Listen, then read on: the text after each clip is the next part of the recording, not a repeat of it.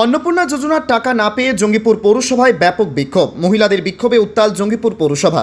বৃহস্পতিবার বিক্ষোভকে কেন্দ্র করে উত্তাল হয়ে উঠল পৌরসভা চত্বর। অত্যাধিক বিক্ষোভের বাধ্য হয়ে পৌরসভা থেকে জঙ্গিপুর মহকুমা শাসকের অফিসে যেতে বাধ্য হলেন পৌরকর্মীরা।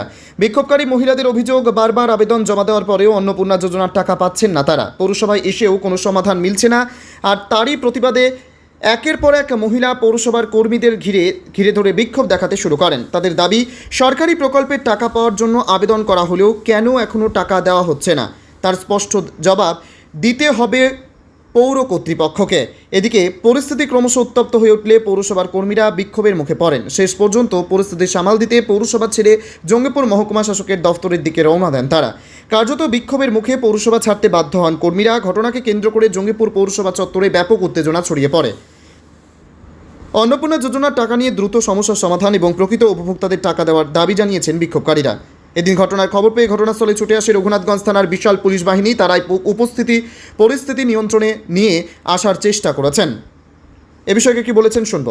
জঙ্গিপুর থেকে তরিকুল শেখের রিপোর্ট, জঙ্গিপুর টিভি। আমরা অন্নপূর্ণা টাকা এখনো পাইনি, 3 মাস হয়ে গেল, একবারও ঢুকিনি। যাদের দোতলা তিনতলা বাড়ি ঘর আছে, গাড়ি আছে, তারা পাচ্ছে, অথচ আমরা পাচ্ছি না। মানে আমাদের যোগ্য পাওয়া, কিন্তু আমরা একবারও পাইনি। এগুলো কি উচিত? আমাদের এত হয়রানি করছে, একবার এই ঘরে যাও, একবার ওই ঘরে যাও, একবার ফর্ম ফিল আপ করে সবই করছি, তবু টাকা পাচ্ছি না। হয়রানির শিকার হচ্ছেন? হ্যাঁ, 100 বার। এই যে এর আগের মাসে বিজন স্যারের কাছে এলাম, বিজন স্যার আমার ইসে লিখে দিল প্রসেস, সব ঠিকঠাক আছে, তবু টাকা পাইনি। তবু টাকা পাইনি। আপনার নাম? আমার নাম আল্লাহ হালদা সাহা।